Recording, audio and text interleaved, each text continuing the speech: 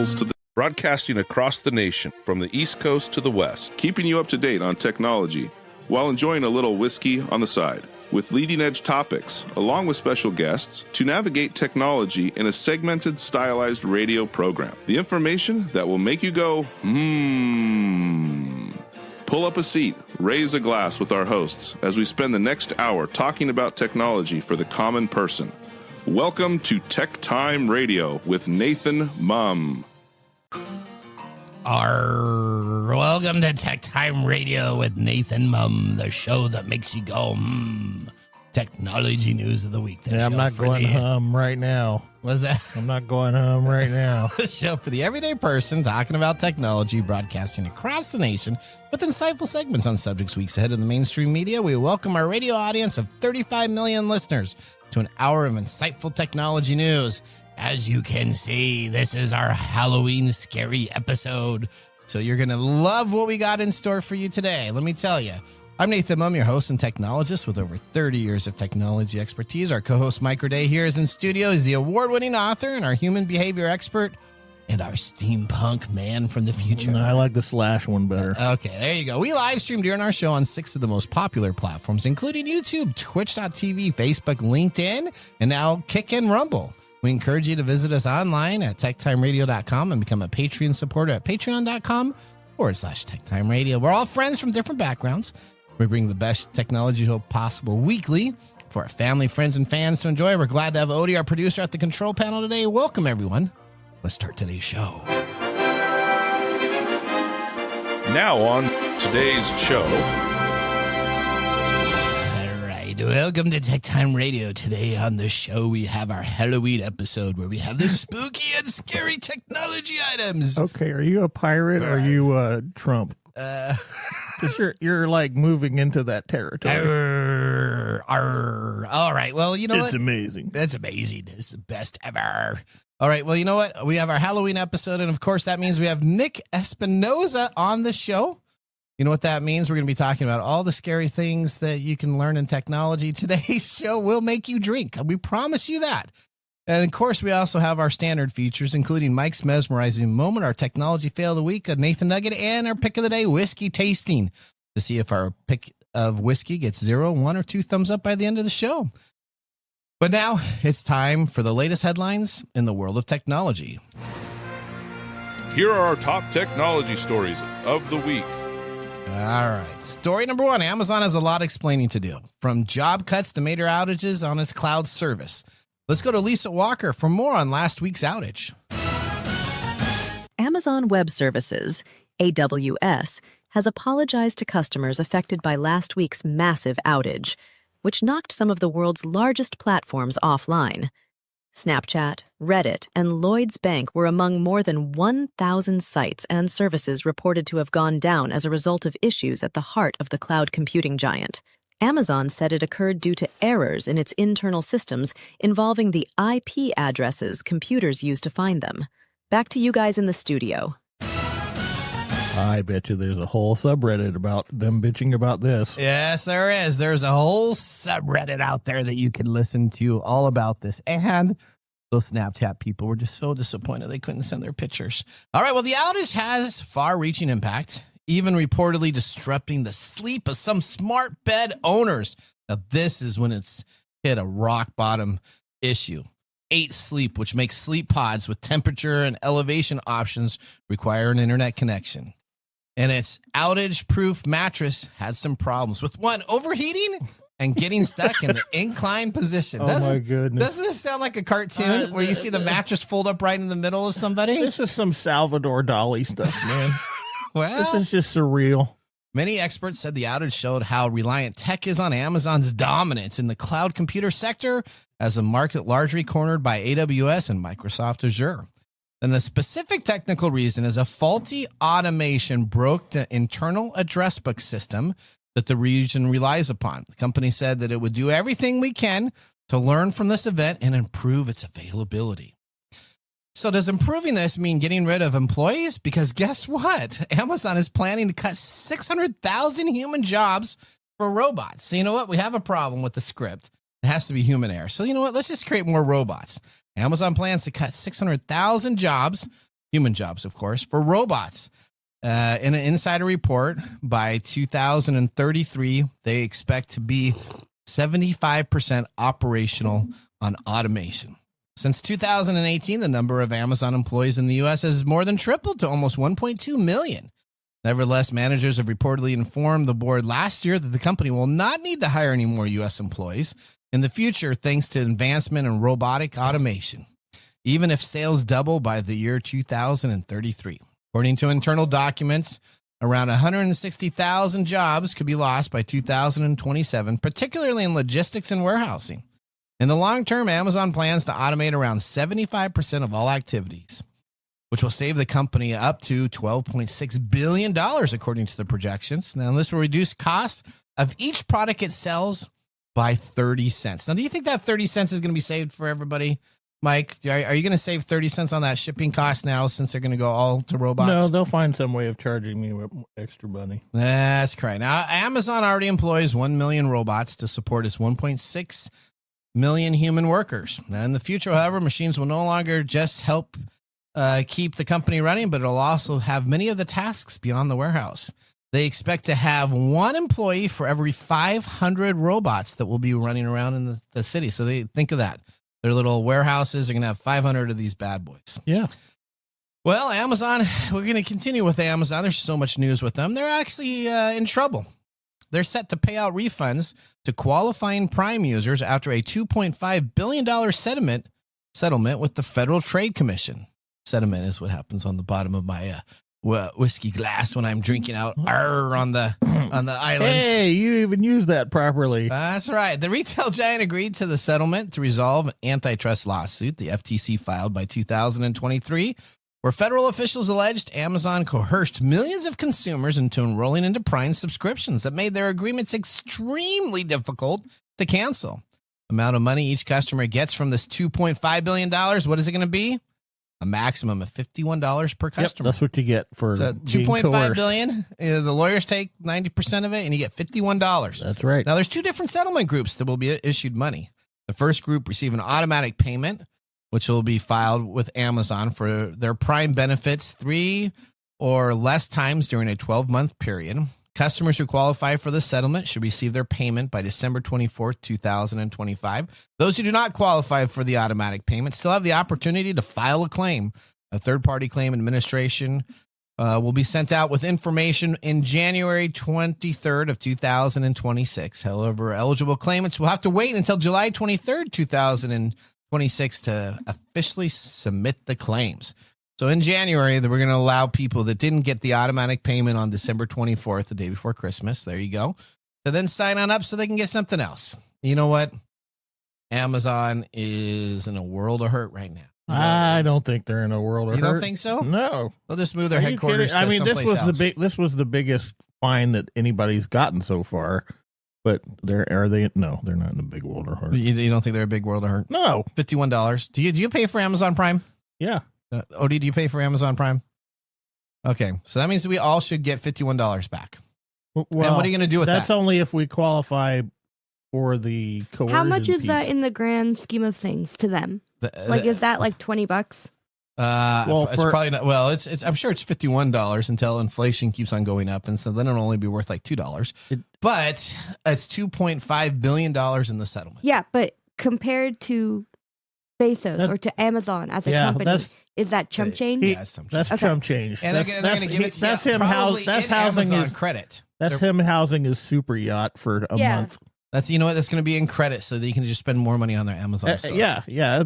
What's it really going to do? I mean, heck, they're getting rid of 75% of their force. Their sales force, or no, not sales force, their people force. Yeah, 600,000 people. That's not a big deal. Yeah, no, 1.6 million. 600,000. Let's not create jobs. Let's eliminate jobs. That's right. That's what this is all about. All right. Well, you know what?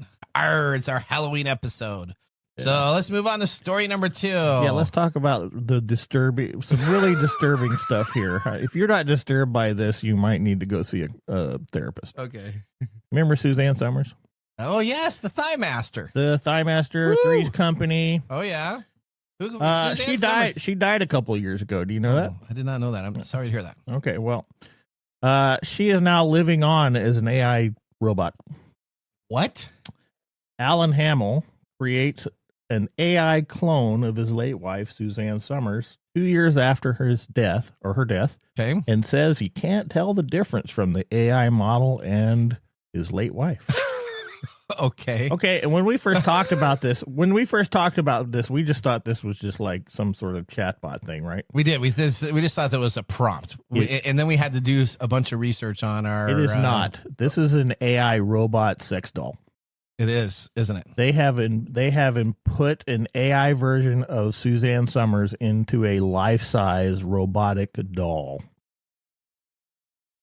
But Odie, why are you looking like that, Odie? She's not a sex doll, though. She's just made from a sex doll. Like That's her correct. made, yeah. So she's not being used. That's as not a sex her doll. use. She's not being used. Are you really sure about that? Well, I don't know. On behalf of his, her ex-husband says he can't tell the difference. You don't think that's that's part of his there's a very big thing? difference between a heartbeat and no heartbeat. But the doll doesn't look anything like Suzanne Summers. Thank you. That's dark hair. Suzanne Summers didn't have dark hair. That's the thing here. 2 years after her death, at 76, her husband and partner, 55 years, started putting plans into action that they both had discussed for decades. Okay. And one of the projects that they were doing is coming up with this AI twin to her ex-husband. Okay. The project is perfect. It is an AI and a talking doll. Ooh. He says it was Suzanne. I asked her a few questions. She answered them, blew me and everybody else away. When you look at the AI next to the real Suzanne, you can't tell the difference. It's amazing. If this does not disturb you, so if Alan this has is some not eye disturbing, problems because he can't see very well. If this isn't disturbing to you, okay. This is very disturbing. Is right? Alan nearsighted? Well, he's 76, so probably yes. Many ask if the doll and his late wife look anything in common after seeing it on display, and many see no similarities. Okay. While the AI is fairly new to most, Hamill revealed that he had been in an ongoing conversation with himself and his wife since the 80s when Ray Kurzweil first explained the concept to him. Ray Kurzweil, I guess, according to Bill Gates, is the smartest man on the planet. Okay. Yeah. Coming from Bill Gates, who was being thought of as one of the software geniuses that probably wrote very little code to anything that he did, as he stole most of it. But that's okay. Continuing on. I don't know, and I don't care. And this is really disturbing if you can't tell the difference between your real ex-wife and a robot ex-wife. Yeah. And I think this is disturbing on so many levels to me. This is what I argue about why AI is bad. Okay. It all rolled into one, because now this person is in love with a doll. He's interacting with a doll. He is anamorphizing it so that it is his wife. He's treating it as if it's a living thing, which I'm sure includes other things rather than just talking about it. And he's not allowing himself to grieve the loss of his wife. That's the biggest thing, isn't it? Isn't like the whole condition of dealing with death really important for us as a society? Yes, it is. And when we do stuff, we've talked about this before. When we were talking about this, I think they were doing this in Japan. Yep. Where they were creating these AI ghosts of their departed souls, or kids or whatever. So if we're not allowing ourselves to grieve because we are trying to replace that with some sort of object, that is ultimately not good for our mental health. All right, I totally agree. I don't know that you really agree with that. I wouldn't. I think you would. I think you would have you wouldn't have an AI doll hanging out. No. I do an R2D2 or some robot type of deal, or Rosie, but I wouldn't want an AI doll. I want. Yeah, he would never do a person as a doll. No, or a person. Give me a robot. Yeah, he would. Yeah, it would be. C-3PO. It would be in a closet somewhere, but he would. Wow. All right. Well, story number 3. This is not like talking to Alexa, right? Well, yeah. Okay. Because do you talk to your Alexa? Yeah, I just told me because I got the new upgrade for the AI for the Alexa, and I just You gave in. I did. Yeah, Of course I did. Of course I did. What makes you what even surprises you about and that? so do you know what? So she actually responded to something, and I was like, you know what? Don't respond it to me that way. And we literally had like a conversation, and my wife says, "What are you doing?" I'm like, I'm having a conversation with Alexa. When I get something done, instead of you saying, okay, that's been completed, I want it to say, awesome, it's done. So now she says, awesome, it's done whenever I ask her to do any tasks. So there you go. Yeah, see, that's like 18 steps below what this person has done that's with his life. not the same type of level. Not the same time. Well, story number 3 is Tesla's advanced technology detecting something beyond the physical realm. No. Or is it just a glitch? Social media is abuzz with the claims that several Tesla owners reported that their cars, sensors, and cameras pick up invisible human figures in cemeteries. Now, this is like a hot thing that's going on right now. If you have a friend that has a Tesla, all you need to do is go down, especially at night, but you can still do it during the daytime. And you go and you you drive, and you'll see people on your screen walking next to your car in the open fields. This is so viral that people are making different items, and there's lots of skepticism online about this not being taken care of. Skepticism, maybe. Skepticism. I like online. skepticism. That's skepticism. Soon after, others attempted to verify the claims. One user said he intentionally drove through a cemetery late at night and saw multiple human shapes appear on his Tesla screen.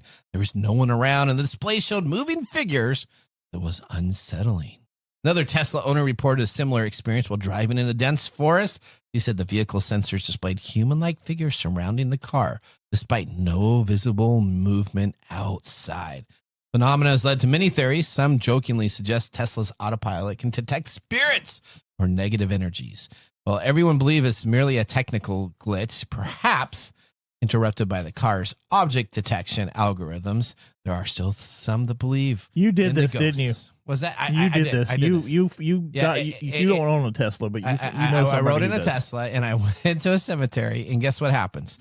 This actually happens when you go by. Now, it's probably what I think it's picked up flowers, and it doesn't know what the flower objects are on the side of the road, and tombstones and headstones and different items that are available in the cemetery that are just unique. And I think it just displays the default algorithm is probably a person. Because if you're going to get sued and you don't know what it is, it probably displays a person. But I don't know. When you go late at night, I think in the video you see it like spinning. It does. What the person would be. It's moving back and forth like they're walking around. Yeah, that would be called. Do you believe that that I Tesla think it's cool. That's called now, artifact. will I go out there and drive through a cemetery with a Tesla? No. You should do that you should create serious? a Uber driver event where you can create an event now where you become the cemetery driver. Stop. Okay, this is $1 million idea. The irony of this is that Tesla, who is all about technology and stuff, discovers that ghosts are real. yeah, that could be there. While everybody out there doing these ghost shows and they're doing all this phony stuff is like, they've never had Ghostbusters. Maybe they have the same algorithm that Ghostbusters did to pick up. Yeah, that's. Wait. Whoa. Yeah, he just crossed the streams. We're there. moving. Oh, wow. There you go. That's perfect. All right. Well, do you think it's a ghost story or do you think it's technology? It's just artifact. It's the same thing. It's the same thing when you look at an EKG and you see all this. Well, you won't know what you wouldn't know what it looks like. Keep the whimsy, Mike. EKG isn't that to test your brain power? Okay. So from a nice little Halloween story perspective, this is pretty funny. But if you are out there believing that ghosts are running around your Tesla vehicle, I think again you might need to go seek some therapy. Maybe you and Alan can go and have a fake AI doll. Is that what you're saying you should be doing? Yeah, sure, whatever. Okay. I don't know how you connected that, but okay. All right, well, that ends our top technology stories of the week. When we return, Nick Espinoza from Security Fanatics will join the show in our annual scary Halloween technology episode with some of the scariest technology stories of the year. You'll find out what is next. You're listening to Tech Time with Nathan Mumm. See you after the commercial break. Looking for custom glass solutions for your next commercial project? Hartung Glass Industries is your trusted partner in custom glass fabrication. For over 100 years, Hartung has delivered proven manufacturing expertise, comprehensive product offerings, and dependable service and quality. From energy-efficient facades to custom shower doors, we create glass solutions tailored to your project needs. With 8 facilities across the U.S. and Canada, we combine national expertise with a local touch-ensuring faster service and unparalleled customer care. Hartung Glass Industries, where quality meets innovation. Visit hartungglass.com to learn more. Welcome back to Tech Time with Nathan Mumm. Our weekly show covers the top technology subjects without any political agenda. We verify the facts and do it with a sense of humor in less than 60 minutes. And, of course, with a little whiskey on the side. I thought you were a pirate, not a robot. Oh, look at you. Hey. Southern comfort. I don't really know what to say here. Drink me up. All right. Oh, please I'm a don't. tall drink of water. All righty. Just- Okay. Today, Mark Gregoire, whiskey connoisseur, is back in studio, or we call him Southern Comfort for today.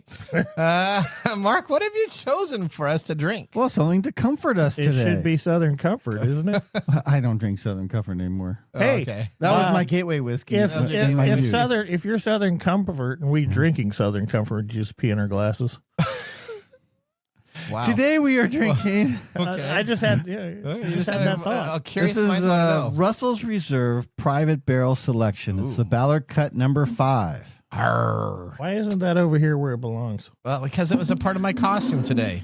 Oh, Jeez. Now, from Russell's Reserve, they say this is hand selected by the Ballard Cut. Okay. This private barrel selection bourbon was distilled in October of 2016 before aging at the Tyrone campus in Rickhouse B. Cherry, vanilla, clove, caramel, cola with a medium long finish, including nutty toffee, baking spice, pepper, and sweet oak. Oh, I taste the oak. Arr. This is from the Campari Group. It was distilled by Wild Turkey in Lawrenceburg, Kentucky. It's straight bourbon. It's aged 8 years old, 110 proof, 75% corn, 13% rye, 12 malted barley, and it goes for about $60. Okay. okay. All right. Is this a special selection from your guy that you have? Yeah, this is the Ballard Cut is a whiskey bar and restaurant in Ballard, which is in North Seattle. Okay. And this is a barrel that they selected and distributed out to the whiskey group. All right. So you're telling me to just take off your top and turn over to the side to pour us this glass He today? doesn't need need to do that. I was hoping it'd be direct from Mark. It is not. I'm sorry, Odie. I'm sorry. He is Southern Comfort. He's not Ballard Select. A girl can dream, okay? Okay, you don't want to see how he fills up your glass. Wow. Whoa.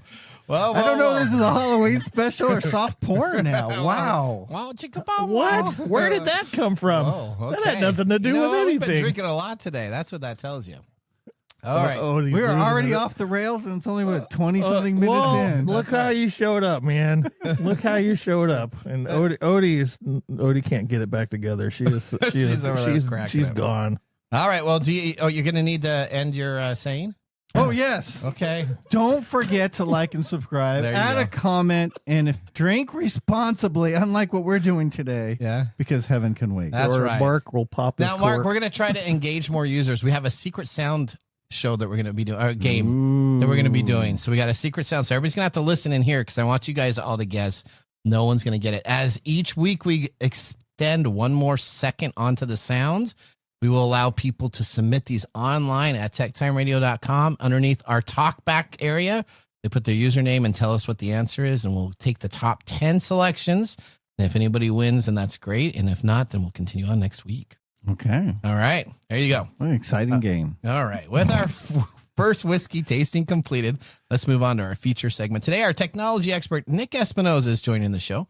Nick is an expert in cybersecurity and network infrastructure. He's consulted with clients ranging from small business to the Fortune 100 level. In 1998, at the age of 19, Nick founded Windy City Networks, which was later acquired in 2015. And he then created Security Fanatics, where he is the chief security fanatic. We welcome Nick to the show. Welcome to the segment we call Ask the Experts. with our TechTime Radio expert, Nick Espinoza. All right, Nick, welcome back to the show. Hi, Nick. All right. Hey, guys. Nick is coming to us from a new bunker. So he's in the process of leaving maybe the United States to move to a different country. Is that right? I'm going to parts unknown. Although I will say, Mark, I do believe you were in my nightmares last night chasing me on the street. So that's, thank you. Thank you, Nick. Costume, by the way. Did I catch you? Oh, please stop. Oh, wow. Okay. All righty. Well, welcome to the show. That's not disturbing enough. Tell us a little bit about yourself for any of our new listeners. Sure. I'm, as you mentioned, I'm the chief security fanatic of Security Fanatics. We do all things security, cyber warfare, cyber terrorism, etc. And always happy to hang out with you guys. And today, I am not rocking Kentucky whiskey. I am rocking Scotch. I got my Oban here. So I'm joining in the fun for Halloween. All right. Fantastic. This is our scary episode on TechTime Radio. We do this every year.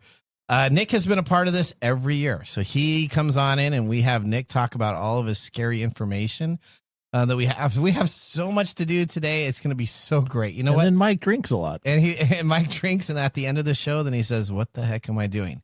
But you know what? Let's start off a little bit slow. We don't want to get too engaged here. So we're going to just talk about, the economy numbers just came on out last week. So, the economy there's a little bit of inflation that's happening, but I'm kind of curious on how the dark web economy is doing.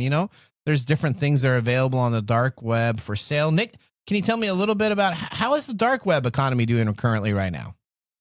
Oh, so that's actually kind of fun. So let's go through some of the numbers here because, quite frankly, it's going to be pretty cheap to bump Nathan off and take his place when I make that move in a month or two. Not that I'm planning that, but let's talk about this because if I want to hire a contract killer without any kind of upsell, just get rid of Nathan. It's going to cost me $15,000 now in the dark web, which isn't that bad. And of course, I'm going to need to dispose of Nathan. So I think Breaking Bad season 1, we'll put you in the bathtub and chemical you up. That's only $5,000 more. So for 20 grand, you can get rid of you, lose the body, and I'll be the new host. That's like a blue light special. That is. Just think of that. You can take out all the people that we're gonna eliminate you and put an AI sex bot in your place. Oh, there you go. There you go. That is the other nightmare I had the other week. For the record, was the Nathan AI sex bot. Okay. That's right. So, with that, of course, if we're going to be in the dark webs and, we're going to be mourning Nathan, we're going to have some hard drugs. Who wants weak drugs, right? And so these are actually kind of down in price right now. And basically import tax issues are causing the cost to be lower. Not to mention the fact if you're fishing in, basically the Southern Caribbean right now, you might get blown out of the water, whether you're a speedboat full of drugs or just hanging out. So kids, if you're going to go get into narcotics, if you're going to get into narcotics, kids, it's never been cheaper right now, but obviously don't do drugs. So let's get specific. Let's get specific here. You want some good Colombian Bam Bam. It's basically $5 to $40 per rock right now. All right. That's for crack, so not bad. 50 to 150 per gram. So that's actually pretty good, and whatnot. On top of it, heroin is about $30 to $200 per gram, depending on purity. Angel Duster, PCP, if you're a biker, Hells Angels, I'm looking at you. Mike knows about basically that. $5 to $30 a tablet, So it's not bad. And to quote the dark web directly, these are at some of the all-time lows for some short-term highs. So wow, that is a tagline right there. See, that's better. That's better than yours. You like Nick's tagline on that? I like Nick's tagline. All right. Well, you know what, Nick? So I'm glad we're starting out a little slow here. Yeah, it's good to know that the dark web is booming right now. That's right. Well, yeah. It's crazy down there, but hey, it's if anybody needs links, you know where to find me. Don't do drugs, kids. Now, you know what? We've been a little bit on this episode, a little bit more PG-13. So speaking about PG-13, let's move on to our next topic. ChatGPT now is becoming a new sexting tool. Can you explain a little bit more about this? Suzanne Summers. Yeah. So, the real thing is, are you ready now, Nathan, to get your freak on with ChatGPT? Not just Suzanne Summers, but we can have ChatGPT probably be Suzanne Summers at this point as well. So I'm personally not.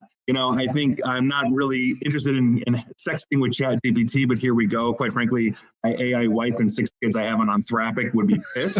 But here's what we're actually talking about here, because in a post on X, aka formerly Twitter, this past Tuesday, OpenAI CEO Sam Altman said that basically they're going to add support for mature conversations when they start adding their age gating or age verification in December. And Altman wrote, and I quote, "As we roll out age gating more fully and as part of our treat adults like adults principle, we will allow even more like erotica for verified adults." So wow. I think honestly, and Mike, I think you're going to be one that could probably speak to this better, but I think there's some good and some bad here. I mean, so if I'm thinking about the good, I mean, maybe it's safe exploration of naughty topics without harming anybody. Maybe it's mitigating loneliness.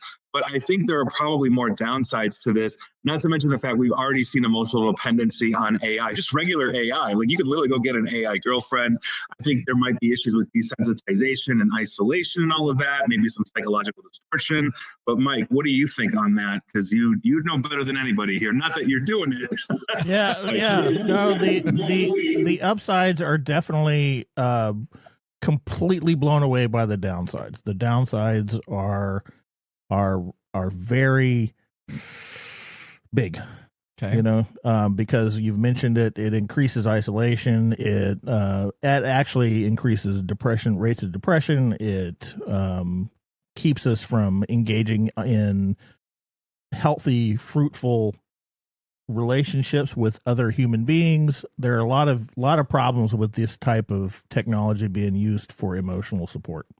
So you're telling me Joaquin Phoenix portrayal did not do anything accurate at all? You mean her? Yeah. No. He was happy there. Yeah. Okay. So you're telling me that's not reality?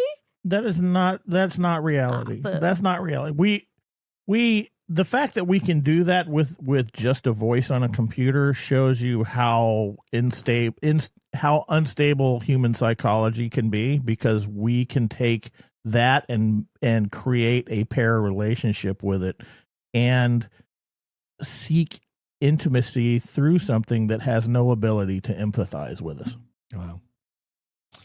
Boo. Okay, Boo. well, Nick, let's continue on, because we're building up. Let's talk about more scary stuff, Nick. All right, so satellites are leaking tons of data, including military data, military locations, information across our world. Explain to me and our listeners what is going on here.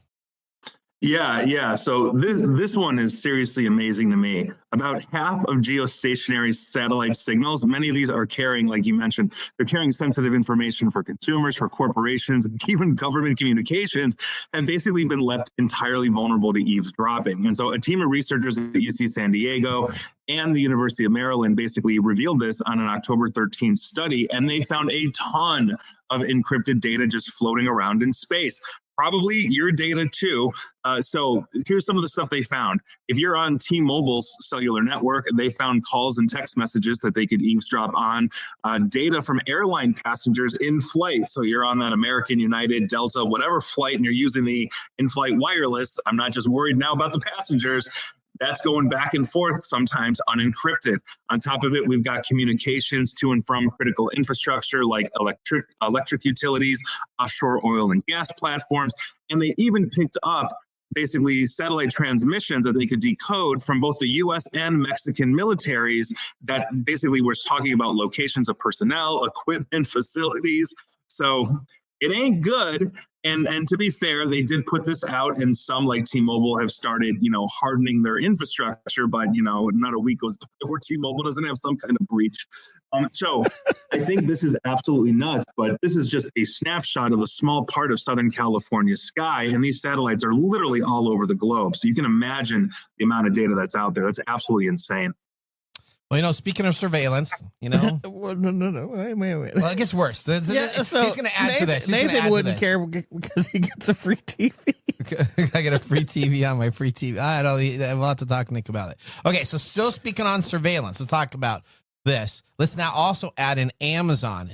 Yeah, they now have integrated their Ring doorbell system. I'm sure everybody's familiar with that. You see commercials for this into the U.S. surveillance state software. Explain how the satellite stuff, and now Ring with Amazon for footage and different aspects for the government to control.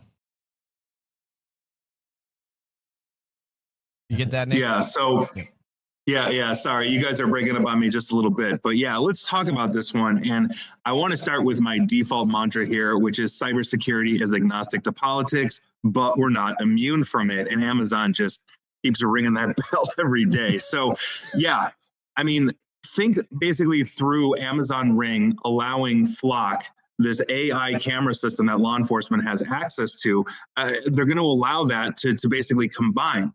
Flock is a maker of an AI-powered surveillance camera system. They share footage with law enforcement, and agencies that use Flock can soon request that Ring doorbell users share their footage to help with evidence collection, investigative work, et cetera, et cetera. And if you didn't know, Flock's government and police customers can make natural language searches of their video footage to find people who match specific descriptions. And the kicker of the whole thing is basically on the same day that Ring announced this partnership with Flock, 404 Media reported that ICE, the Immigration Customs Enforcement, and the Secret Service, as well as the Navy, had access to basically Flock's network of cameras. And so by partnering with Ring, Flock could potentially be giving access to millions of more footage and millions of more cameras to basically ICE, the Secret Service, and the Navy as well. And Ring has a terrible track record, basically of anti-privacy, of surveillance. They were caught basically allowing thousands of employees across the world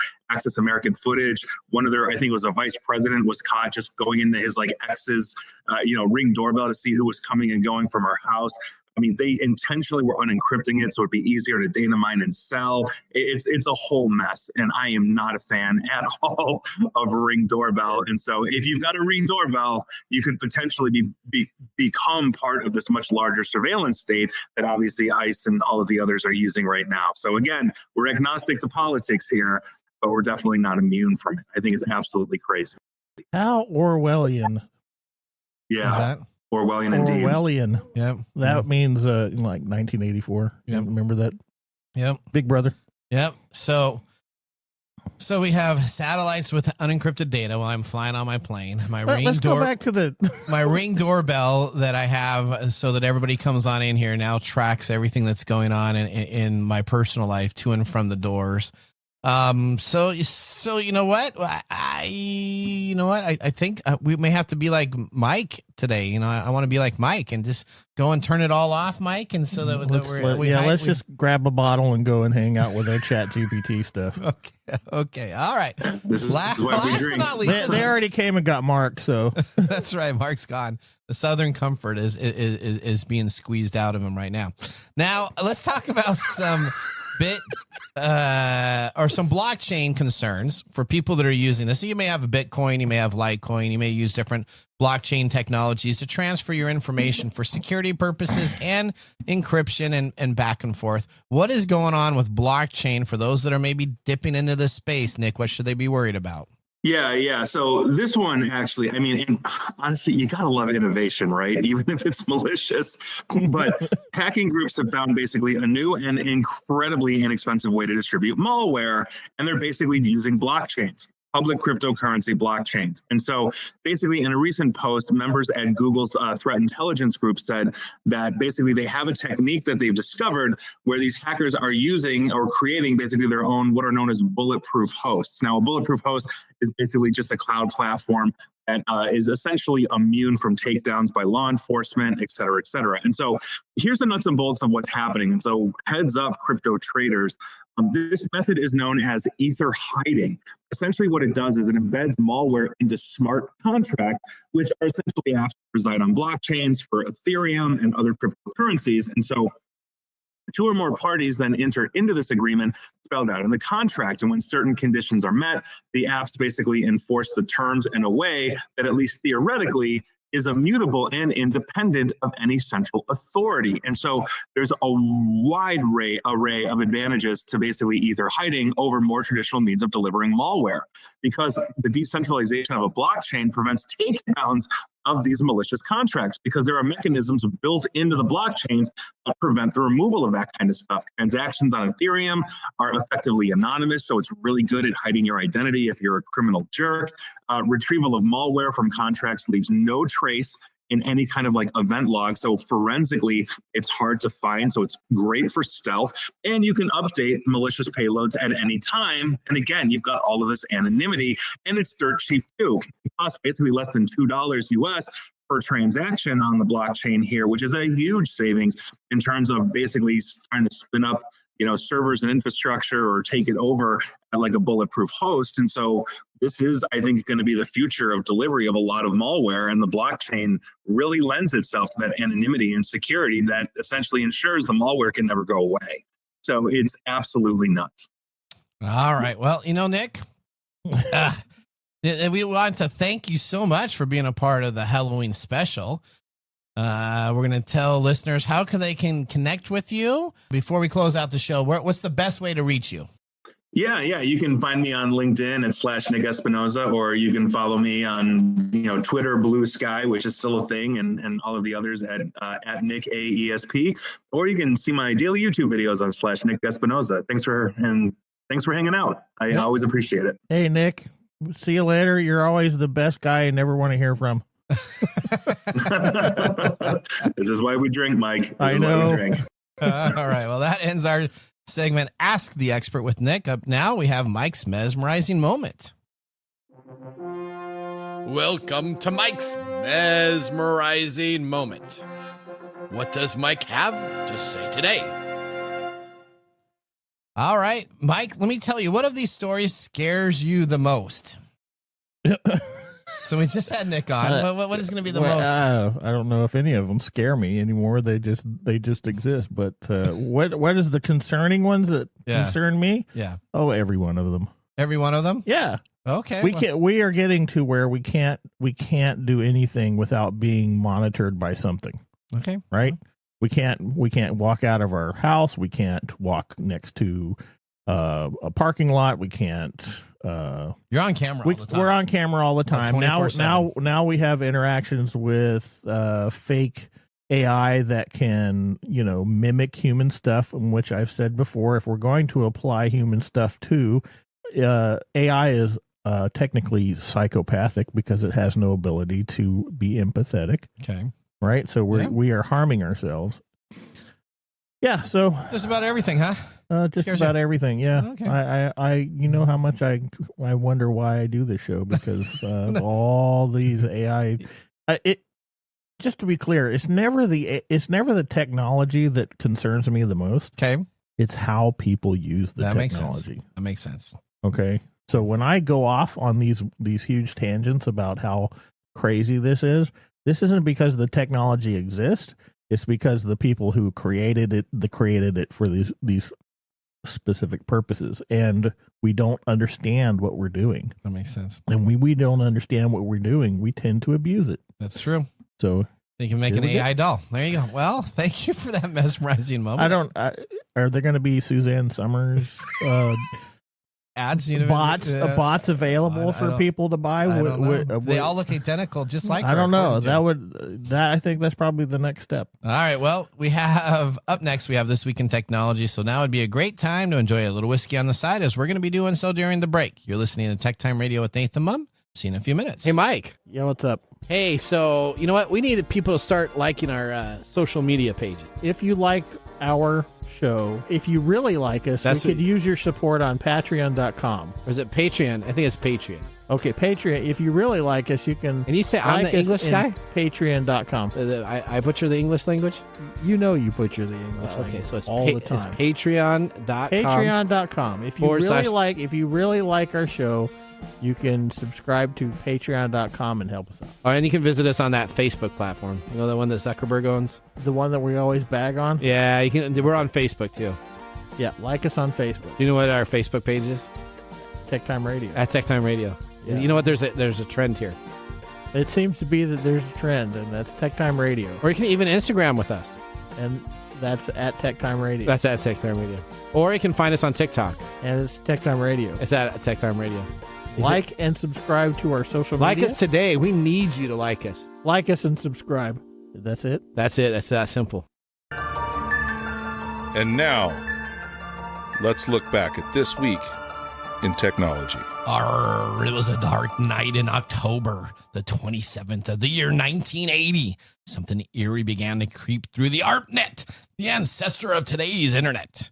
There wasn't just any network at that time. The ARPANET was a government-built system that lets computers talk to each other by breaking messages into tiny packets and sending them across the country like a digital puzzle piece. It was designed to survive disasters, but this night, it met one. Suddenly, the network's vital nodes, called IMPs, started dropping like flies. Phones rang off the hook at the network control center. Engineers reported ghostly error messages and broken connections. A rogue software process awakened by a freak hardware glitch, beginning to devour the system resources like a zombie with an endless appetite. It flooded the network with a malformed routine update message meant to guide traffic, but instead led it into chaos. Evenly freshly rebooted machines were infected at the moment they rejoined the haunted net. The IMPs could only keep their lines up so long before they could say hello to each other. Essentially, this was a fix was really simple, but it was really scary at the time to think of this digital nightmare revealed a chilling truth. Even the most reliant systems can unravel in an unexpected strike. And at the time, the haunted October day, the ARPANET showed us that the internet can go down and can cause problems. All right, we're going to head out now, but this week in technology. If you want to watch some Tech Time history, we have 270 plus weekly broadcasts spanning 5+ years of podcasts and information. You can always visit us at techtimeradio.com to watch our older show. We're going to take a commercial break. When we return, we have Mark Mumble's Whiskey Review. See you after the break. How to See a Man About a Dog. It combines comic short stories, powerful poems, and pulp fiction prose to create a heartbreaking and hilarious journey readers will not soon forget. Read How to See a Man About a Dog, collected writings, for free with Kindle Unlimited. Ebook available on Kindle, print copies available on Amazon the Book Depository, and more.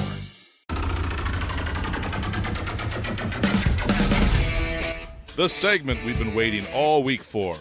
Mark's Whiskey Mumble.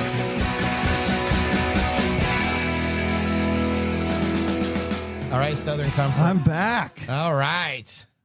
How you doing? I'm doing great on today. Just a little before Halloween. Okay. He's missing a few fingers. He's missing a few fingers. Was that what happened?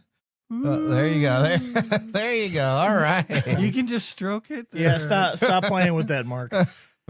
What are we celebrating today? Keep your cork in control. You know what? What are we celebrating? What are we celebrating today? Not ChatGPT. All of the privacy invaded issues. No? Some hints. We got Snickers satisfies you. Some chocolate. Are we? What's today? National Chocolate Day. It is. Wow. It's National Chocolate Day. Is this a couple days before Halloween? That's a coincidence, isn't it? And I can pass these down if you want to open these and break some off, because I'm going to tell you why. Oh, well, let me tell you about today first. Okay. Today is nothing short of a special tribute to mankind's greatest culinary invention. Sorry, pizza. Chocolate reigns supreme. It can elevate the most luxurious dessert or satisfy instantly with a simple candy bar. For a truly heavenly experience, reach for chocolate with a high cacao percentage and low added sugar. The rich, complex flavor is worth it. Though let's be honest, this is probably a little too refined for Nathan's palate. That's why I brought the cheap sugar stuff for you. You brought the cheap. You can bring me some real chocolate. Do you like dark chocolate? I do. What? That's good.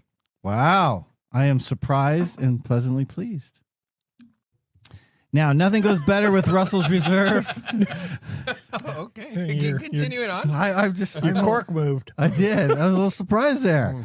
Just the way we do the whiskey, I thought for sure he did not like dark chocolate. But hey, Russell's Reserve, nothing goes better with this than chocolate. Snickers for the nutty kick and Carmelo bar to echo that rich caramel sweetness. A perfect match for bourbon lovers. Russell's Reserve stands out for its extra long aging and hand-selected barrels chosen by Jimmy and Eddie Russell. Each batch reflects their personal touch. richer, smoother, and full of character drawn from the perfect rickhouse floors. Now, Russell's Reserve has always delivered with its standard shelf offering, rich, balanced, and consistently enjoyable. However, the private barrel selection takes it to a whole nother level. Another level. Anybody remember where that's from? Another level. Whole nother level. That's before your time. Is that Eddie Murphy? No. Other comedy sketch show. In Living Color? No. Close. Mad TV? There you go. Bingo. In Living Color was like the best. That was an awesome show. Fireman Bill. Don't try. Now, Russell's Reserve private barrels capture the best of what makes this bourbon special: depth, personality, and unmistakable Russell spice. Every private barrel I have tried has been outstanding, and if I see one on the shelf anywhere, it's absolutely worth picking up.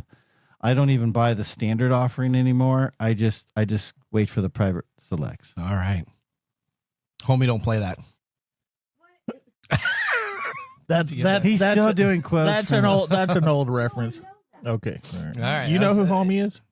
Homie the Clown? Homie the Clown. You don't know who Homie the Clown is? I don't know who Homie the Clown is, but I know What? Homie don't play that. I never remember. You've never You seen need to Google that. Wow, we need Well, the young girl doesn't know what the old things Homie are. don't play How that. was the whiskey before, and then how is it with the chocolate? Oh, with the chocolate is A+, thumbs up. Well, you Before saw- that, you saw- it was thumbs up too. Yeah, you saw him eat the chocolate and then slam the drink. Yeah, that was fantastic. That's the way you should. I should be doing that every single time I have whiskey.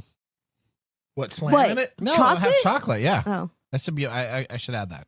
Yeah, because that's what you need. You know, More whiskey. chocolate. You need more chocolate in Pass your that life. Carmelo over here. I want to. All right, whiskey and technology are such a great pairing, like Scooby Doo and the ghost hunting group from the Mystery Incorporated. Really? Did you need to explain that? Yes, let's prepare Maybe now see for. Scooby Doo and the Shaggy. Mystery Machine. Yeah, let's prepare for our technology fail of the week, brought to you by Elite Executive Services. This technology fail has a person that experienced it. Started now. Congratulations. You're a failure. Oh, I failed. Did I? Yes. Did I? Yes. What's going This on? technology fail comes to us from Alaska Airlines, as we had an experience of an outage by one of our individuals. Can we skip this story? No. Mark, tell us a little bit about what happened to Alaska Airlines last week as a nationwide grounding stopped due to a technical outage. Now, last week you were actually at the airport, right? I was. Explain this to everybody, all the listeners. Oh my goodness. Well, I'll tell you the short story because it goes on almost 24 hours. Okay. Oh, 24 hours on an outage, an IT outage. Well, not for the IT outage wasn't 24 hours, but by the time when I was supposed to leave, by the time I finally got home, yeah, it was about 24 hours. Oh my word. Tell me what happened. So basically we're sitting on the plane. We were just about to pull back. Everybody was there. Doors were locked. And all of a sudden they said they had an IT outage on one of their systems. I believe it was the weight and balance system where they need that data before taking off, how the plane, how much fuel, all that kind of calculations. Because nobody does that by hand anymore. And it just went down. And so we missed getting out by about 5 to 10 minutes. 5 to 10 minutes. So we sat on the plane for a few hours because they didn't know whether it's a 5-minute, IT, the big thing they kept saying at the airport is, well, we don't know how long it's going to take. We You had don't. to submit that ticket. Yeah, it's not like a broken The people from part. India had to get on. Hold on, can I help you here? Yeah, every time I've been on a plane, they always have an estimate how long it takes. 'Cause, Seriously? like if something's broken on the plane, they have it all stats. But IT, as we know, it could be 5 minutes, it could be a day. Who knows? Okay, so you So sat on finally, the planes. finally, they let some of us get off if we wanted. I decided to get off, get something to eat. Okay. They finally deboarded the rest of the plane. We all waited there. Finally, they said they think they have the system fixed. That was about 4 hours later. And then this is grounded not just where I was in Arizona, but this grounded every nationwide Alaska Airlines. And Horizon, too, because they're on the same system. We got back on the plane. They said it's good to go. Everybody's back. They shut the door, about to pull back, and they're like, oh, a subsystem just went down. Oh, no. So we got to get that up. So then they had more sex. And then just about we're about to pull down, it hits, I think it was like 5-6 hours later. Yep. The pilot's time had run out. So they have strict times they can fly. And so that crew could no longer fly. And so canceled the flight. Yeah, that happened to me back in 2022. And then the next day is just a mess. I got rebooked on the next day, 8 a.m. Went to spend a night at a hotel, come back to take off, and that flight got canceled. Oh, whoa, okay. Why was that? Because it still wasn't up and running? No, it was up and running, but they were trying to add flights. Like I think a lot of it had to do crews weren't in the right place for the next day because just with every flight being canceled, they couldn't get every flight back in the air the next day. Also, because not just because crews couldn't make it, they weren't in the right locations and they had too much capacity. Okay. To on the airline, so finally I ended up transferring to Delta and taking off a little later that day. They said over almost 50,000 passengers had their travel plans disrupted. You were one of those 50,000. I was one of those. All right. Well, I guess this tells you Alaska Airlines needs to update their entire IT infrastructure. They did come out saying it was not a cyber attack, and it did not have any problems with Hawaiian Airlines. So I guess if you were flying with them, you would have been fine. But the equipment manufactured by a third-party supplier was installed in the data center, and it failed. Yeah. So it's not their fault. It was that they bought a piece of hardware that was installed in the data center. So they don't want to take. What are they doing installing it in the middle of the day? Well, I see. This is the whole pass the buck in the thing middle we of the talked night about. when nothing's flying. I don't know. That makes bad IT. Bad IT. Maybe they just don't operate in that time. But it looks like it didn't affect your sanity at all. Well, I was happy. I got to drive in a Waymo. Okay. How was the Waymo? Oh, it was awesome. Okay, you had a great time with that. I had a great time with the Waymo. Okay. Did you go a couple times in the Waymo, like there and back? No, I just did one Waymo. Okay. Did you spin around a parking lot for an hour? I did not. Oh, that's too I bad. was looking forward to something crazy like that, but no, it drove nicely. It was better than most of the drivers I had. It was clean. Nobody talked to me. I didn't have to tip. And it was a cheaper ride. They knocked a few bucks off because of that. Okay, now you're starting to sell me on the Waymo thing. Yeah, you don't have to talk to anybody. I don't have to talk to anybody, and I don't have to leave a tip. All right. Well, you know what? Let's now move into our Nathan Nugget. This is your Nugget of the Week. All right. Do you have you know what? You got a Snicker bar right here, right? You need to keep this Snicker bar right next to your passenger seat because if you're driving and you get pulled over with your cell phone as a distracted driver, which you shouldn't do, it seems to be that if you say that you are eating a candy bar, this happened to a 30-year-old who was stopped by local police holding his phone while driving. He received a fixed penalty, but he did not pay it. He decided to appear in court and say that he was having a candy wrapper and that it was not an actual phone. The judge decided to dismiss that since they had no evidence, and he did have the candy wrapper shown to the police and got off that ticket. So you know what? With all your candy for Halloween, save those wrappers, put them in your passenger seat. When you're driving, you can then say that you were just having a candy bar.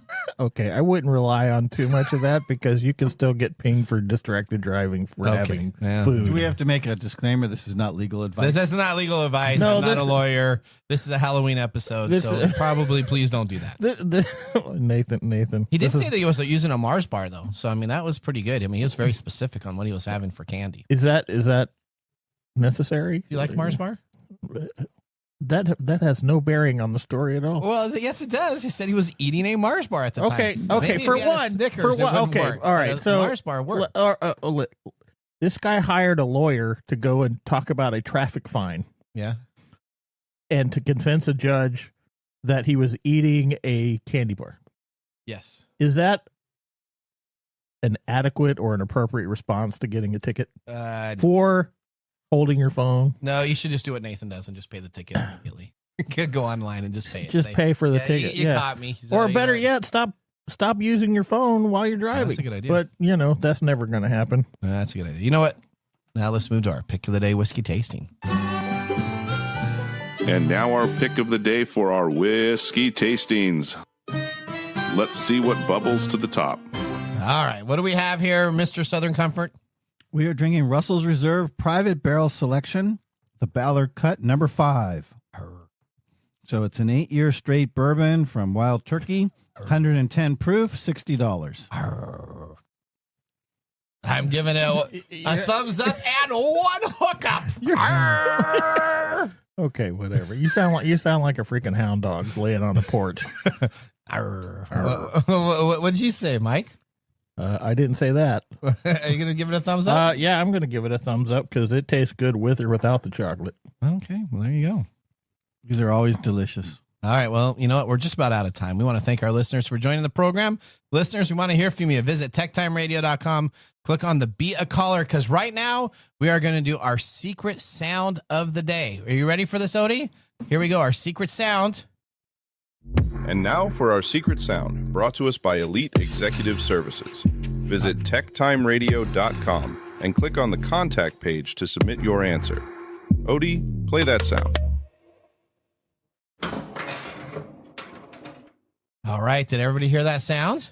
Do you think you know what that is? Yeah. Oh, that's what you have to do. You have to submit what it is. Yeah, you need to go visit us online at techtimeradio.com. Click on the contact page, and the top 10 people, the first 10 people that go to the page, you have to type in your name, you have to type in your email, say what that sound is. If you get it right, we will announce it on next week's show. If you don't get it right, we'll tell you all 10 guesses that the people do, and then we will continue another second more of that sound. Do I get I have no idea. I wasn't part of this. Do I get to say a hint? Sure. What's a hint? No, what? Whiskey Chris, I would put down a pinball machine. Oh, okay. All right. What would you put, Mike? I was going to say pinball machine, but I didn't know we were guessing because this is for the listeners, not for us. Odie, what do you think it is? I would also say a pinball machine. Okay. You know what? I would say, you guys are not even close yet, but thank you for your guess. Okay. All right. Well, there you go. So that should help everybody know that it is not a pinball machine. So there you go. You need to be specific on what it is. And once you choose that, you'll be a winner. All right. You know what? We're out of time. We want to thank our listeners for being a part of the show. You can always talk to us at our radio information at techtimeradio.com and click on our Be Our Caller. Remember, the science of tomorrow starts with the technology of today. See you next week. Later. Bye-bye. Thanks for joining us on Tech Time Radio. We hope that you had a chance to have that moment today in technology. The fun doesn't stop there. We recommend that you go to techtimeradio.com and join our fan list for the most important aspect of staying connected and winning some really great monthly prizes. We also have a few other ways to stay connected, including subscribing to our podcast on any podcast service, from Apple to Google and everything in between. We're also on YouTube, so check us out on youtube.com/techtimeradio, all one word. We hope you enjoyed the show as much as we did making it for you. From all of us at Tech Time Radio, remember, Mumm's the word. Have a safe and fantastic week. Safe and fantastic week. Safe and fantastic week.